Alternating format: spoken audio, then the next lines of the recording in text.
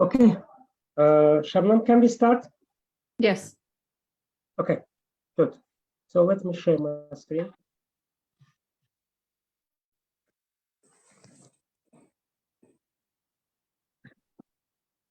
So I hope you can see my screen, right? Yes. Okay. So good evening, everybody. Welcome to Baku Power BI, Excel, and Innovative Educators Meetup Group's 15th session in 2022. So let's go on with our agenda. After introduction, I will give a little bit information about our sponsors called Enterprise DNA. Actually, in each session, we are going to define our winners for annual membership for Enterprise DNA education platform. But today we are not going to do it. We'll do it in the second half of October. And also, today's topic is hybrid tables in Power BI. And at the end of this session, meetup, we'll have a Q&A session. So Baku Power BI, Excel, and Innovative Educators Meetup Group has roughly 1,600 members, and it's organized by me and Mehriban Ziya and also Lagati Jain. And Enterprise DNA is our sponsor. In each month, it gives to full membership for its platform.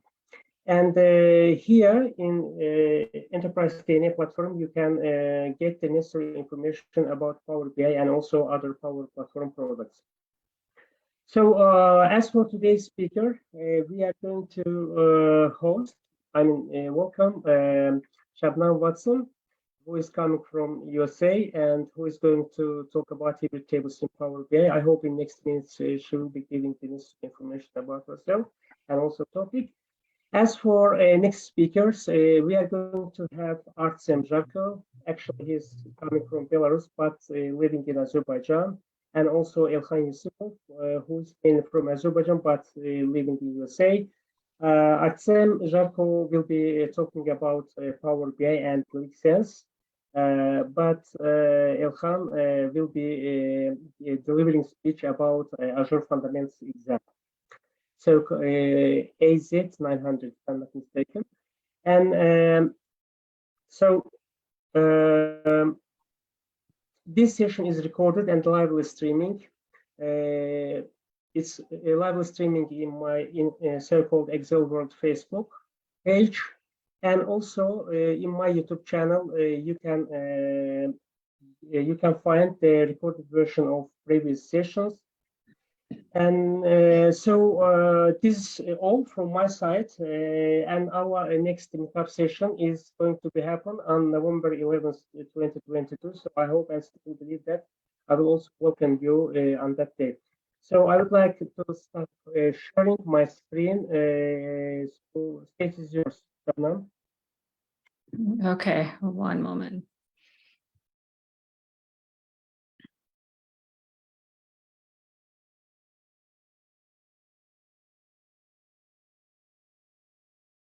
Okay, do you see my screen?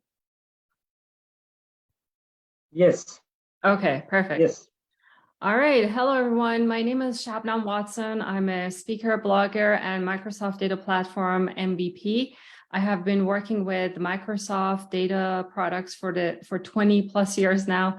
I started as a VB.NET developer working with SQL Server 7. And from there, I started working with SQL Server Analysis Services, which is kind of like the grandfather of Power BI. And most recently, I've been working with Power BI. And then most recently, I have been working with Azure Synapse Analytics. I volunteer in some of the local user groups here. I'm part of the Atlanta Azure Data Saturday. I'm also part of the Atlanta Power BI user group. My contact information is on this page. The best way to connect with me is either LinkedIn or Twitter. And also there is a link here to my blog post that if you want to read more about incremental refresh and some of the special cases around it, go check out the blog for more details. Okay, so this session today, it's when you talk about incremental refresh and hybrid tables, it's meant to be for cases when you're working with a lot of data. So it's in itself is an advanced topic. If you're working with a little bit of data, you just started, this is probably not something you want to look into right away. However, the nice thing is that this is, even though it's an advanced topic, right, it's super easy to implement with Power BI's options that it gives you from Power BI Desktop. So it's almost like no code, low code. You can get incremental refresh and hybrid tables to start working for you. Very easy. So what we're going to do is that we're going to go through some concept slides. Once you understand the concept from the GUI, implementing it is super easy to do. Before we get started, so in order for you to use hybrid tables, you can build them on top of incremental refresh or without it, okay?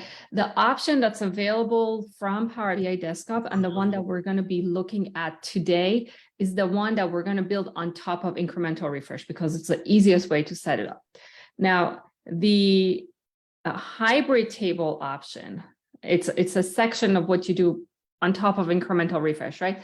That is only available with if you're working with premium capacity or premium per user capacity, which is what I'm using right now.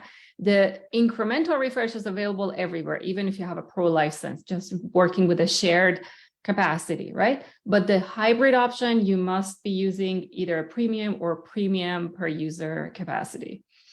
All right.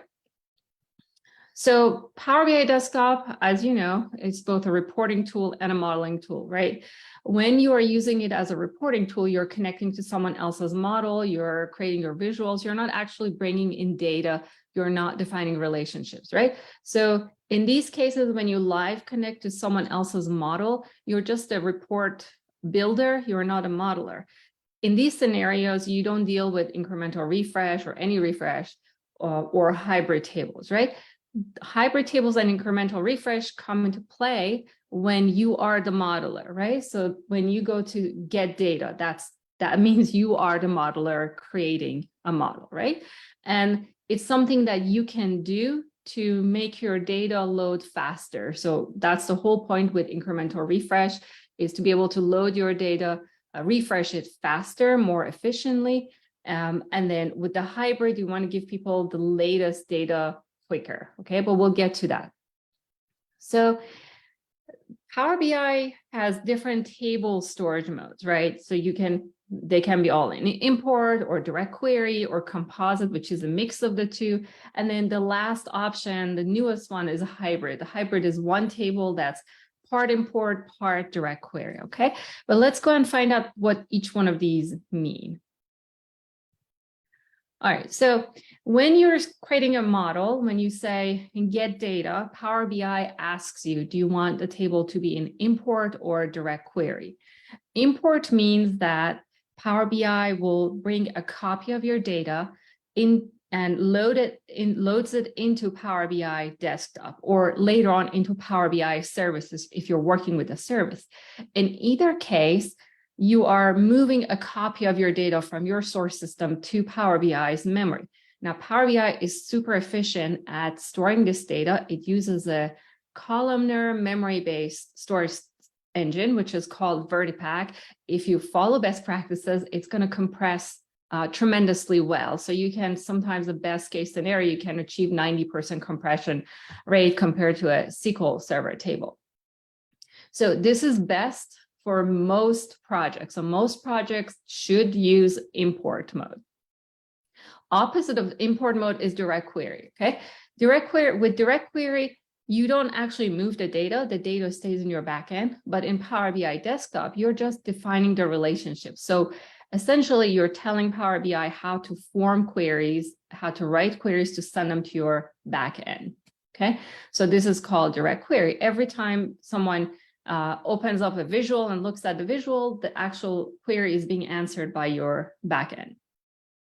Okay, so how do you choose between import versus direct query? So they each have pros and cons, and they have their use cases. So import, as I mentioned, best for most projects, is super fast. However, you have to actually load the data. So if you're working with a lot of data, you have to wait for that data to be loaded. And sometimes it's not feasible if you're working with really, really large data. DirectQuery, on the other hand, it's near real time, right? Because you're not loading data. So whenever your source changes, your users can see the data right away. However, because there's no caching in Power BI, everything's hitting your backend. If you're working with a lot of data, again, it can be slow. So those queries can be slow to run. The good news is that with Power BI, what you can do is you can pick and choose. So you can have a mix of these. You don't have to choose all of your model to be in DirectQuery or all of it to be in import. Okay, so with mix mode, with every table you bring in, you decide what's the best storage mode for them, right? So one of the use cases for DirectQuery is that your data is so big, it's not going to fit in Power BI's memory, although that is after you've done all of your optimizations. Okay, so make sure you're following all of best practices. If it still doesn't fit, this is an option for you. Okay, so in this slide, what I'm showing you is some of the tables from the sample AdventureWorks database. And here we are pretending that internet sales is so big that it's not going to fit in memory. So we have left it in DirectQuery. Same with sales territory. So sales territory, we have left it in DirectQuery because we are pretending it fits the other use case of DirectQuery, which is it changes so often. So let's say our salespeople change throughout the day and we want to see the changes right away. The rest of the tables, the product tables and the date table, they don't really change. So we're going to set them into import. We can load them this way.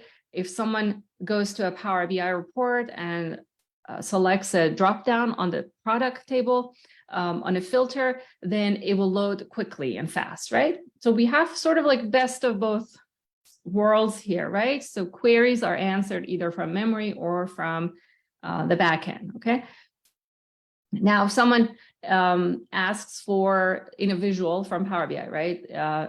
If a visual is returning sales amount by sales territory, all of this is being answered from can be answered from your backend. So for example, your SQL server, right?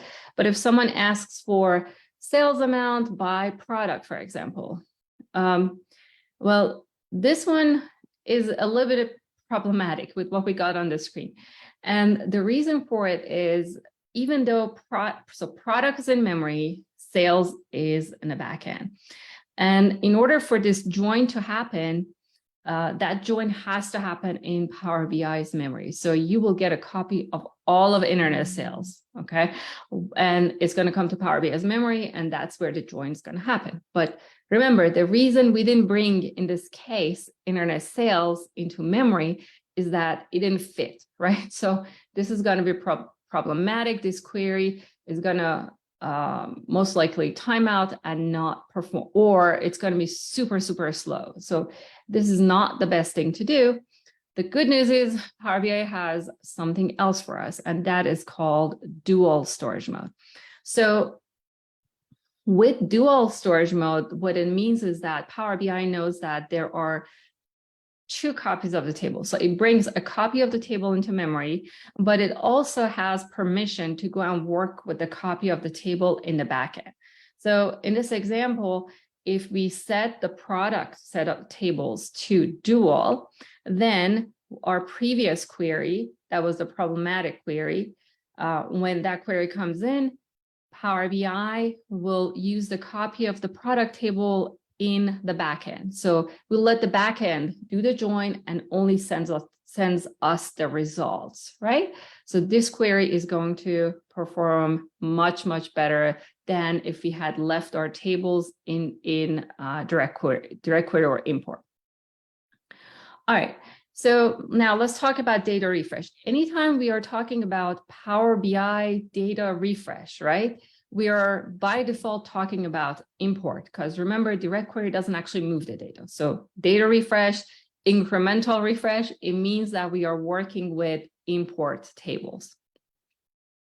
When you import a table into Power BI, whether it's in, well, in the desktop, it's always one partition, but when it goes into Power BI service, we're going to have options, right?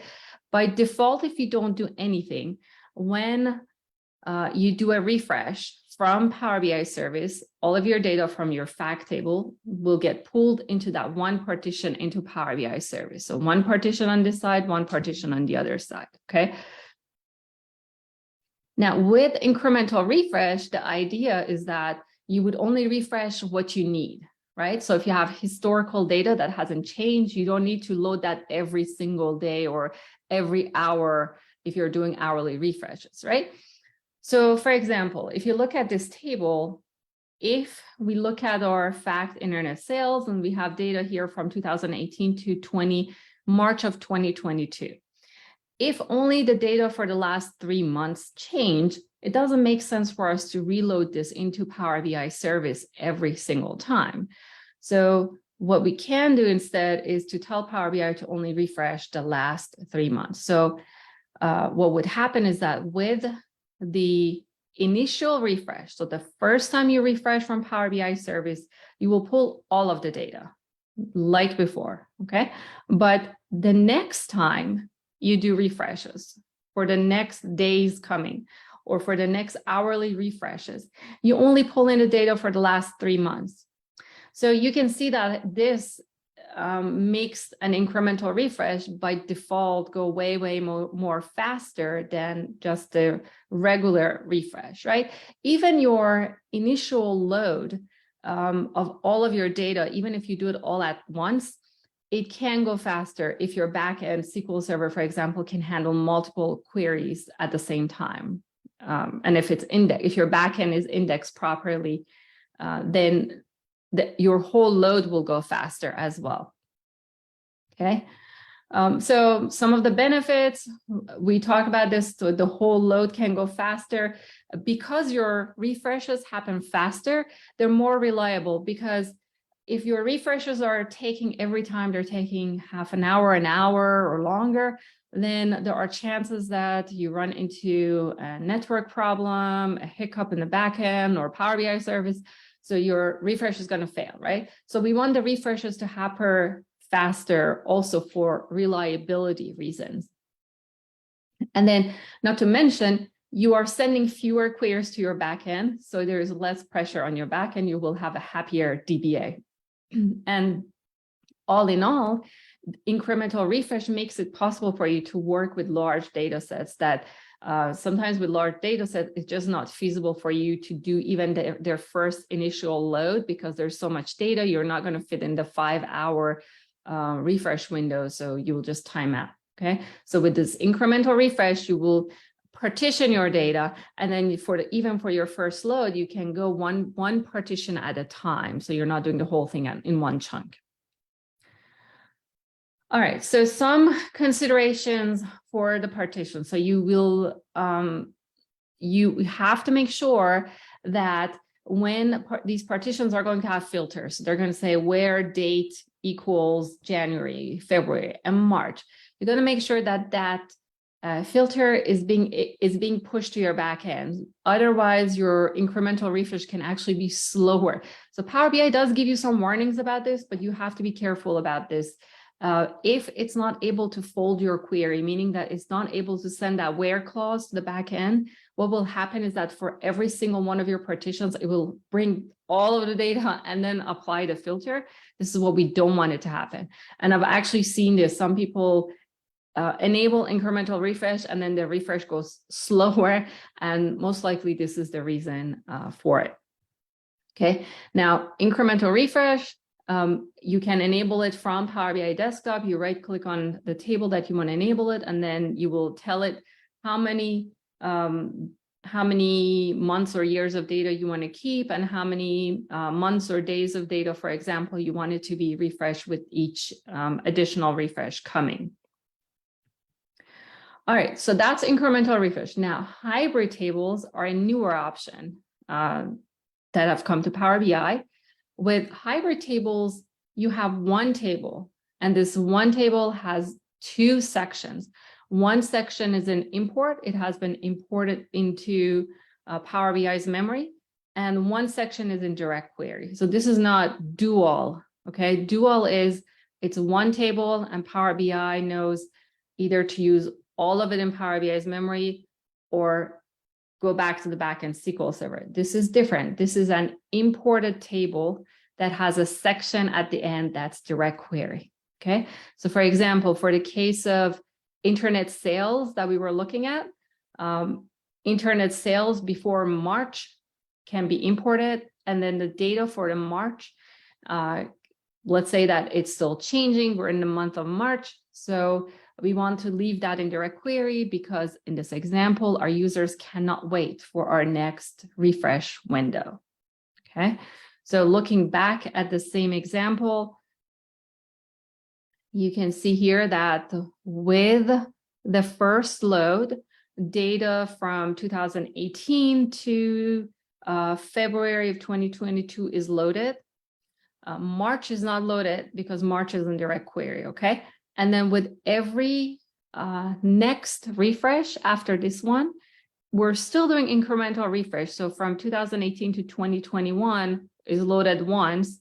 January and February are loaded only incrementally, okay? So these are refreshed with every single one of our refreshes from that point on. The March is never brought into Power BI's memory, okay? So hopefully that makes sense.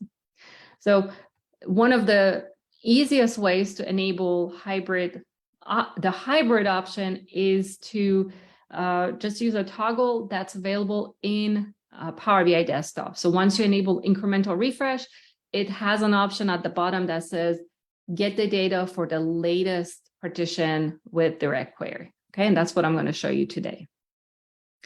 Now, before we go to demo, so we're going back for a moment to the table storage modes.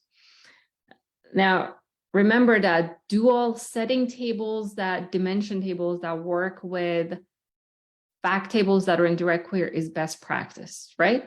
Now, with hybrid tables, also it is best practice to set the dimension tables that work with it to dual, because remember, there's a section of it that's in DirectQuery, and you want to let Power BI, you want to let your backend be able to answer the results for that section of the table, and then just send the result to you, not actually send you the whole data for that, even with that one partition, okay? All right, I'm going to pause here for a moment and see if there are any questions. Naima is asking that, would you kindly please give some real examples on any kind of data, actually?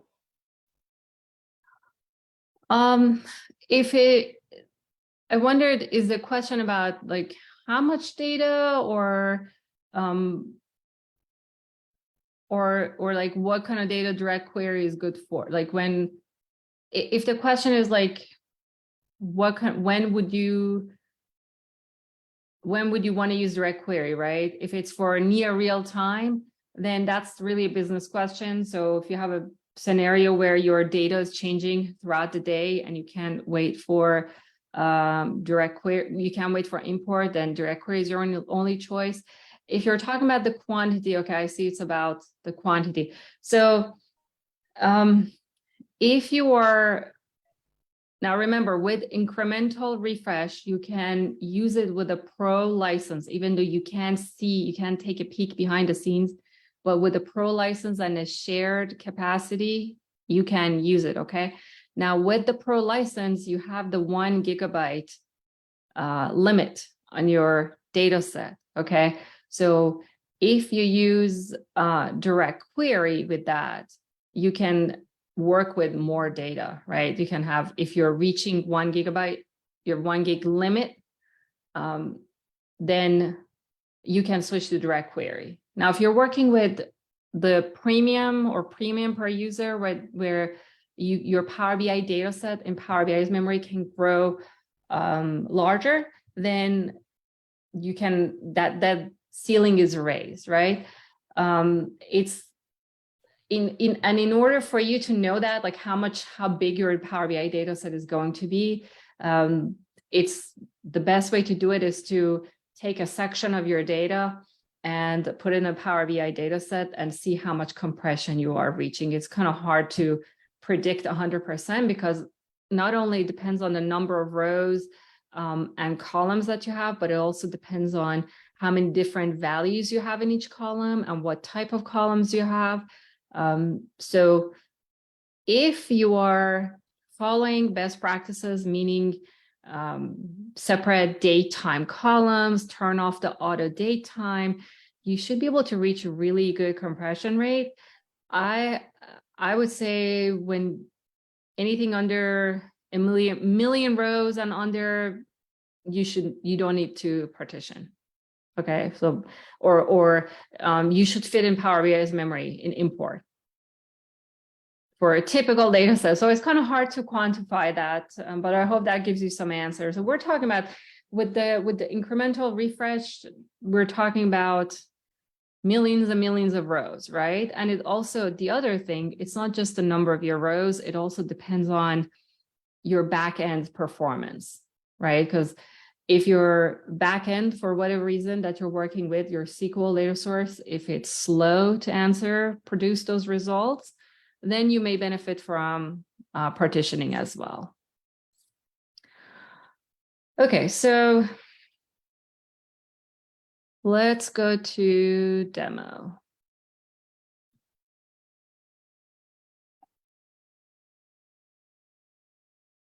All right, so I am working with a copy of the AdventureWorks sample database. I have just modified the numbers a little bit, so I have more data here than you would see in the normal AdventureWorks database. All right, so I'm just going to run this query that is summarizing the data by year. Okay, so for each year, I can see how much data I have. And here in Power BI Desktop, I have created a model. So let's take a look at the model. I only have two tables. I have internet sales and I have the dim date. Now you can note, if you notice, I have this dotted line on the top of the table. So I have set the storage mode for it to dual. If you start from import, you cannot go back to dual, unfortunately. So from the beginning, you have to think about this, or if you have a model that you cannot start building from scratch, you may have to remove the table and bring it back in.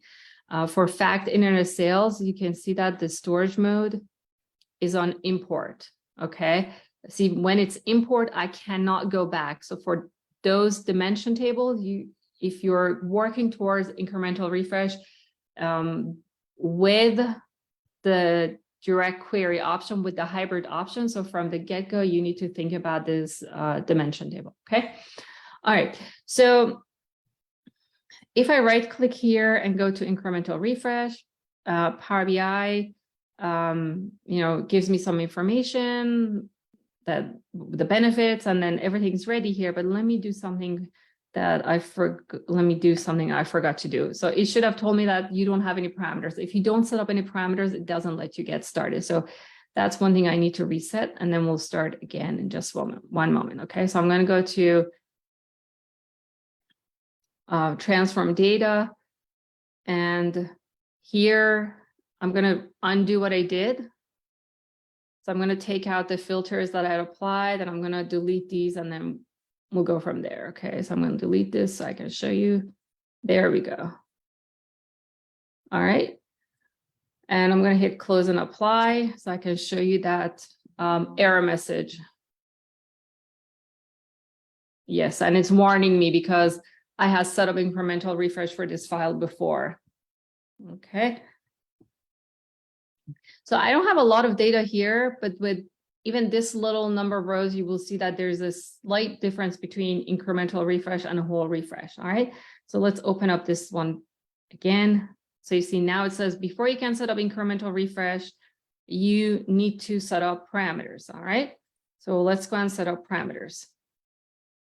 I'm going to go to transform data, and I'm going to click on manage parameters, new parameter. Okay, I'm going to say range start. And you can, if you're just working with parameters, you can call them whatever you want. But if you intend to use this for incremental refresh, the name is critical. It must be exactly range start, and it must follow the same capitalization, uppercase, lowercase, it's sensitive to it. For the type, I'm going to choose date time. This again, must be date time if you're going to use the parameters for incremental refresh. And in my data, I have sales data from 2014. But let's say in Power BI Desktop, I don't want to see data before 2018. So I'm going to set this to 2018 and then click on New and create my next parameter. And this one is going to be called range end. And the type is date time. And for this one, I'm going to say January 1st, 2023. And the reason for this is that we don't want to include the outer bound, the right-hand boundary. So again, in Power BI Desktop, it doesn't matter, but when we go to use these to set up incremental refresh, it's important that you do not include the outer boundary. Now I do this just as a habit here, because I'm going to say load everything before this date. Okay, so I'm going to say okay. So I have two parameters here. Now I'm going to go back to internet sales, find the order date column, and go to date time filters, custom filter, and I'm going to choose to filter the order dates where the date is after or equal to, and from here I'm going to choose parameter, and this pops up with the first parameter, which is range start, and we want it to be before. So this is a critical part. You don't want to have equal in both boundaries, because if you happen to have a data in that day, then you will get twice the copy of the data in that day. Okay, so parameter, and we change this to range n. All right. Okay, and if you want to take a look at from here, you can take a look at the native query, and you can see that it is putting loading everything where it's bigger and equal to and less than. So you can do another double check here to make sure. Okay, so now I'm going to say close and apply, and my Power BI report now is going to be filtered only to the data I work with. So even if you don't want to use incremental refresh or hybrid tables, this is best practice to do. Only work with what you need. If your report takes a long time to load, limit what you're working with. Limit it to a year, maybe a couple of months. Maybe if your data is super huge, maybe a couple of days. You don't have to have all of your data in Power BI Desktop. But when this is published to the service, then you will reset the parameters and it will load all of the data. Okay. So let me save this as real quick. I'm going to save this as demo 1.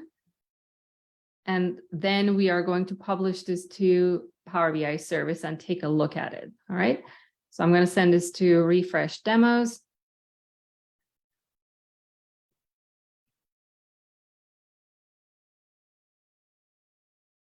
All right. So it's here now. Now, if I go and take a look at the settings from here, you can see that there is going to be a section for parameters, and these are the same parameters that I set in Power BI Desktop. Now in here, what I can do is I can change this to 2014 and hit apply. And now with the refresh from Power BI service, this one is going to load all of the data. Still, we're not doing incremental. We're just playing with parameters at this point, okay? Because I want to show you something about parameters when we enable incremental refresh. All right. Give this a moment. It's done. I'm going to go and open up the report. And this one has, from 2014 to 2022. So this is different from what I just published. I was working with limited data here. Okay. So now let's take this one step further. Now that we have the parameters set up and we have filtered one of our columns with those parameters, we can go to the table and enable incremental refresh. Okay, so it's a toggle, and we have to tell it how much data archive. Archive means this is how much data it's going to load into Power BI's memory, how much data it's going to import. So I'm going to say 5 years before refresh day. So five years before today, and it's inclusive. So it will go to the first day of the whatever year is before, 5 years before now. Okay, so when I set up the second one, we're going to see the examples. And then we wanted to incrementally refresh data for the last 7 days, because our data past that doesn't change. Like our sales records are sealed past a number of days or months. So when you populate this one, it's going to tell you what the range is. So it's going to import data from January 1st, 2017 to October 7th, inclusive. So it includes that day. And then it's for these days from October 8th to today, it's going to incrementally refresh it. So every time you hit refresh after the first full refresh, it's only going to touch the data for these days. Okay. And then this is the hybrid option that we'll come back to. All right. So I'm going to say apply. All right. Let me save this as demo 2. And then we are going to publish this to the same workspace.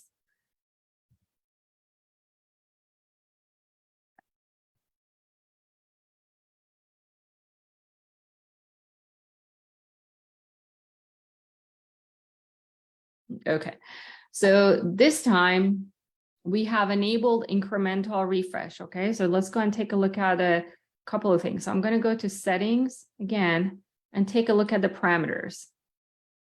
We see now it's telling us parameters haven't been defined for this data set yet. So the reason for this is because now incremental refresh is using them. So it doesn't let you choose them anymore.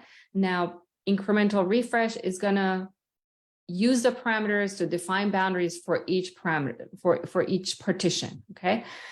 Now let's go and get the connection string for this data set. Now there are a couple of ways where you can get the data set setting, the connection string. This is one of them. If you get to your properties and you don't see the connection string, unfortunately, what it means is that you're working with a shared workspace. You can still do incremental refresh. You just can't take a peek behind the scenes like I'm going to do. Okay. So you can use either SQL Server Management Studio or Tabular Editor to connect to your Power BI dataset and see the partitions in action. So I'm going to use actually Tabular Editor. So either one, they each have a little bit of a difference in what they show you. Okay, so this is something I have from before. Let me put this here. And when you put the connection string in here, you can take this initial catalog. You can take this one out. That part is not really required for here. Okay.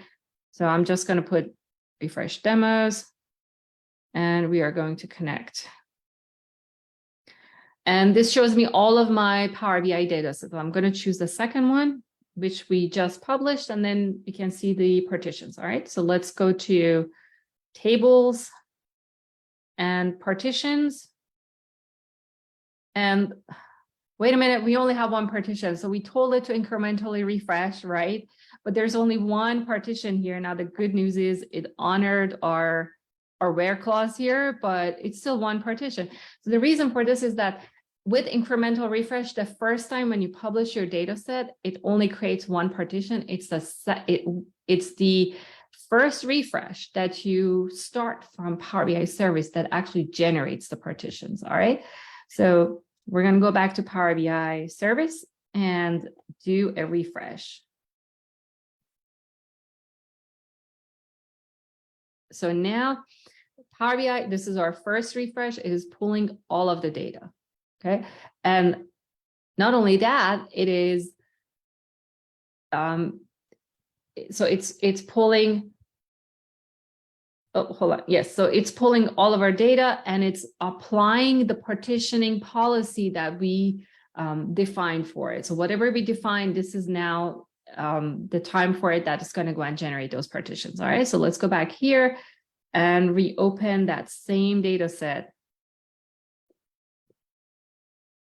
and see how it changed.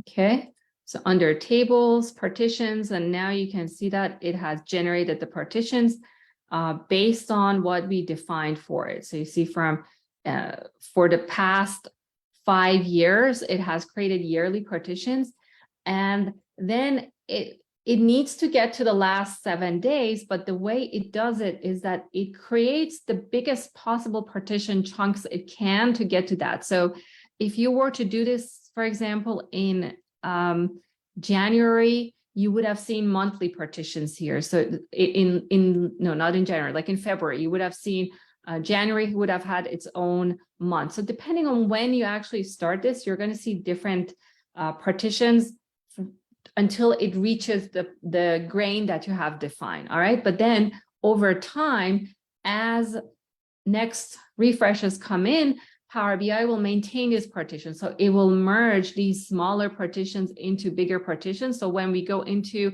November, past 7 days into November, once we're past 7 days into November or 8 days, it will merge everything for October into a month. So it has a special algorithm that as time goes by, it will merge partitions and clean, basically keep things clean for you, which is the beauty of it, because if you ever used analysis services, all of this was something that you had to handle yourself. Okay. All right. Now let's take a look at here. So tabular editor shows us the actual time when this was partitioned. So let me get the time frame. So 5:33, which I think this is the GMT time. So it's 5:33, right? So everything, let me actually zoom in to see if you guys can see it. So here, this is our last process time, right? And let me actually let's take a quick screenshot of this. All right, so we have this one. Now let's go back to Power BI service and do another refresh. This is our second refresh. For this one, we only expect to see the data for the last 7 days change. Okay, and again, I don't have a lot of data that I'm working with right now, but even with this, you can see a couple of seconds difference. So if I go to settings and I look at the refresh history, I can see my first refresh and the second refresh. So the first one took about 13 seconds and the other one took about 7 seconds. So half the time, the incremental refresh for me. Now let's go back here, reopen this to see what happened to the partitions, which ones got refreshed. I'm going to reopen this one. All right, go back to tables, go to partitions. And this time, if I go to the fourth, so it's 5:33 here, 5:33, and it's from the 8th. So from the 8th, it has changed to 5:36. So for the last 7 days, it only refreshed the last 7 days. So again, if you're working with a premium capacity, you can connect and see these. If you're not working with a premium capacity, you're just using a pro license and using a shared capacity, this still happens behind the scenes for you. You just can't look at it like I'm looking at it right now. All right. So now let's go back to Power BI Desktop and enable the hybrid options. We're going to modify this a little bit. We're going to go to incremental refresh again. Yes. Sorry for interrupting you. Naila is asking that is SQL knowledge essential to perform it as well? Is the question. Yes and no. So I would encourage you to, learn basic SQL knowledge at least, because it again depends on the environment you're working with, right? So best case, one of the best practices when working with SQL Server and building a Power BI model against it is for you to create views and then build your Power BI model based off of it. So I would say yes, because this is, again, it's semi-advanced topic, right? But it's important for you to understand how it's working behind the scenes. So past the part where I brought in the table. So this is the part that I didn't show you, right? When I went to get data and I chose my view, my internet sales view. So past this point, really from here, I'm not writing any SQL, right? But to generate this, this view, it's a good idea for you to have basic SQL knowledge. And by basic, I mean, you need to know how to only pick the columns that you need. If there are any joins, for you to be able to write the correct joins, or have a DBA. If a DBA is doing that for you, then probably not. I hope that answers your question. Thank you, Shabnam. You're welcome. Okay. All right. So let's go to incremental refresh. And this time, I am going to enable the hybrid option. So now we're saying that data for today, we don't want to load it into Power BI at all. Throughout the day, as our data changes, our users are going to see it right away. Now, as soon as I click this, notice this boundary here is going to change. So right now it says October 8th to 14th. As soon as I click this, this is going to shift. So this one and this one, pay attention to it. You see, it changes. So what happens is that when you check this one, it takes October 14th off of it being imported, because it's the last partition, right? And then it actually goes 7 days prior to today. So if it's important to you, this may or may not be important to you, but just pay attention to the boundaries that it's telling you, because you want to update only what's absolutely needed, right? Okay, and I'm going to click on apply.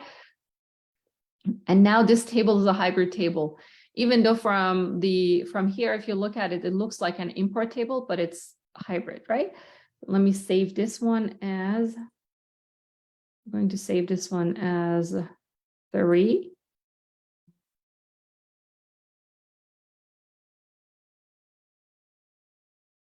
And then publish it.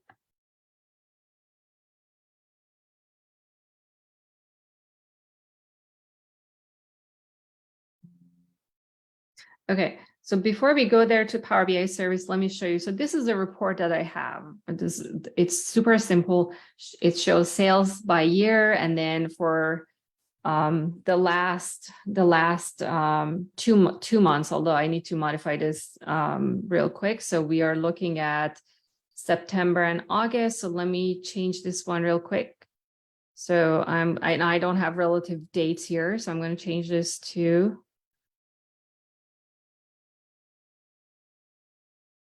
September, and I'm going to change this to October. Okay, so here we are, September and October. And let me publish this again. Now, while we're looking at this, by the way, best practice is for you to separate your actual report from your data sets, especially when you have things like incremental refresh and hybrid enabled, because with every subsequent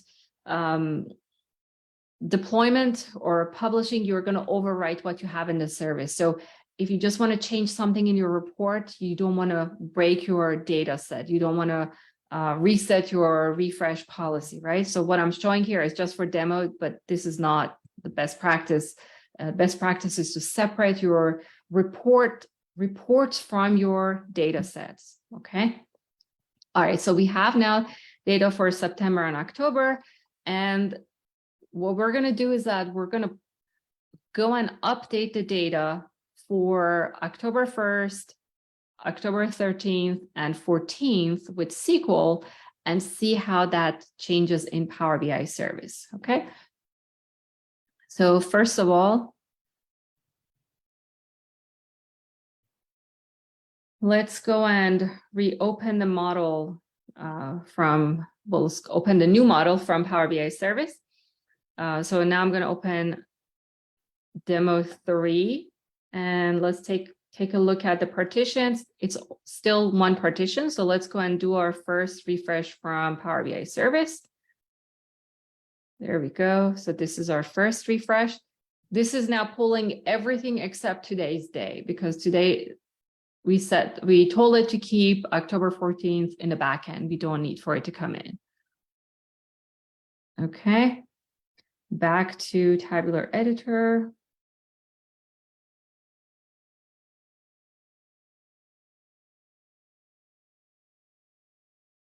All right, so now we have the partitions.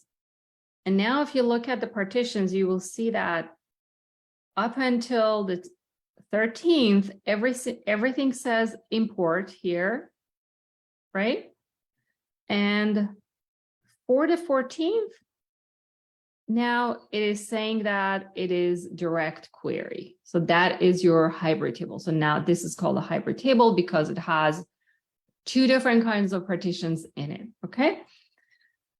So let's go to SQL and update a few of these dates, okay? So we're gonna go and multiply the data for October 1st by 100 because I wanted to show for it to be visible when we refresh, okay? So we're gonna change October 1st, October 13th, okay?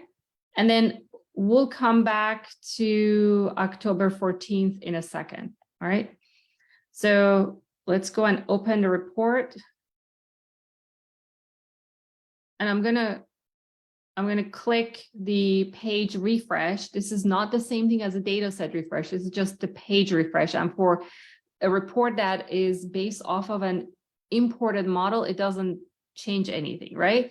So this is just, you see there's no difference in here. It's just refreshing the page.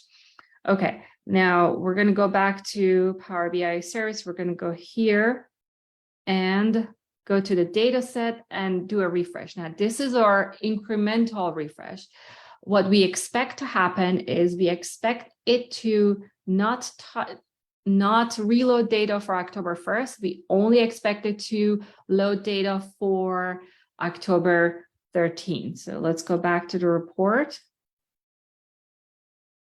I'm going to open it up and I'm going to do a page refresh, but this page refresh is because right now for me, Power BI has cached this. If I open this from scratch, I would have seen what you're going to see in a second. So this is, again, it's not a data set refresh. This is just a page refresh to get over the caching. Okay, so you see the number down here changed, but this number has not changed. So from this point on, every refresh only updates the data for the last 7 days, not including today. Now with this one, if I go back to the SQL and update it,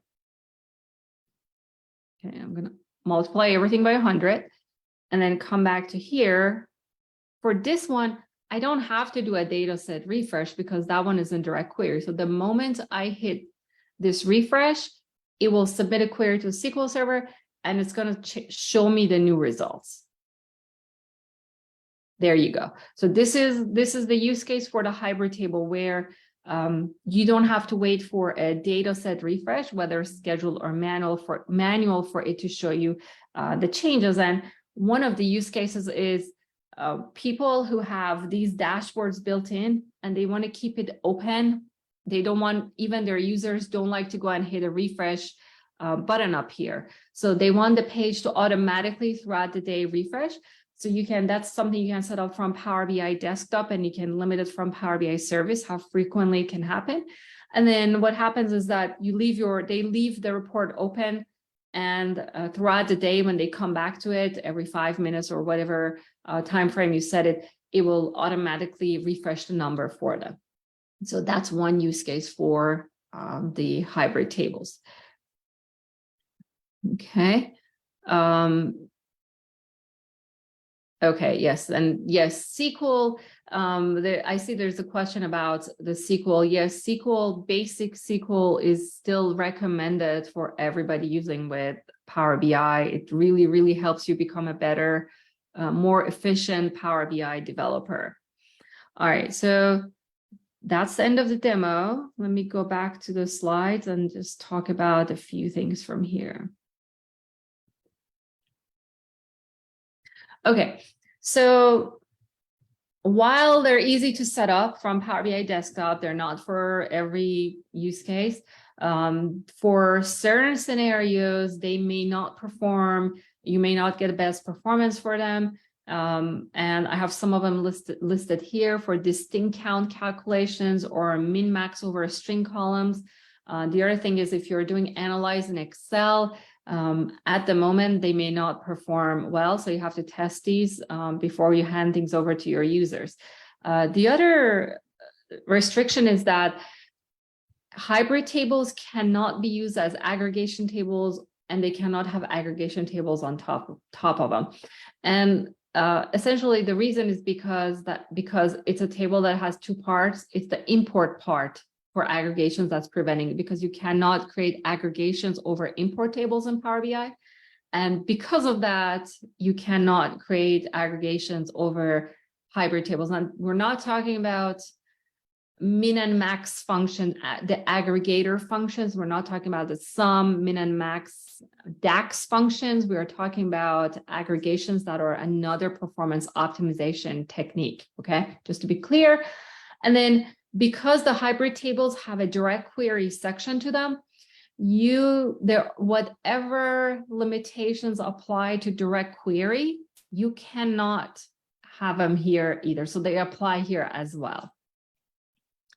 All right, so in summary, the hybrid tables are great for enabling your users to see the most recent data in near real time, while giving them access to the historical data with much better performance, because we're loading the historical data in Power BI's memory.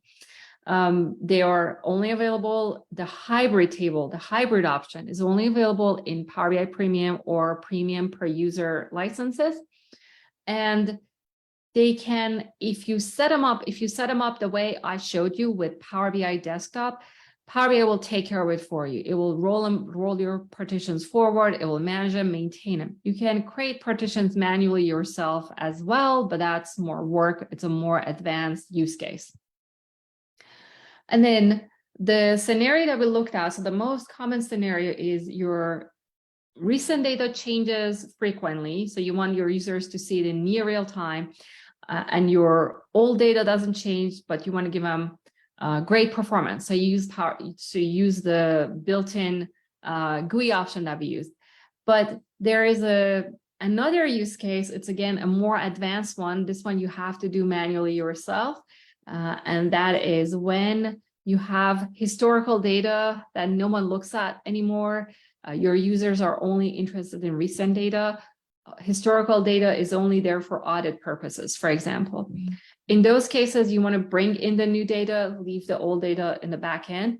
That's a scenario where you can do manually with a tool like Tabular Editor, for example. You can create the partitions and you can choose the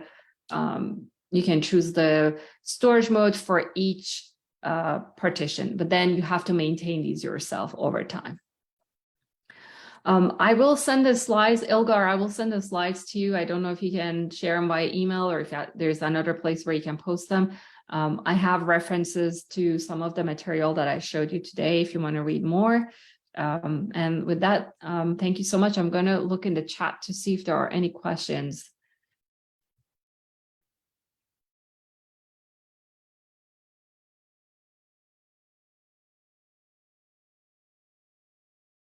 Okay, I don't see any questions.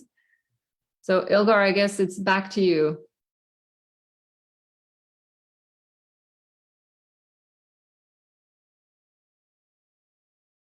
All right, thank you, everyone. Thank you so much.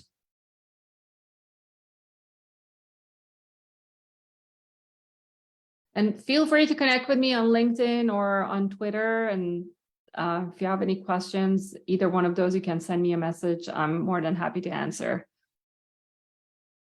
All right, thank you. Thank you so much. I don't know if we lost Ilgar. He may have lost his connection. Oh no, I see him. All right, thank you, everyone.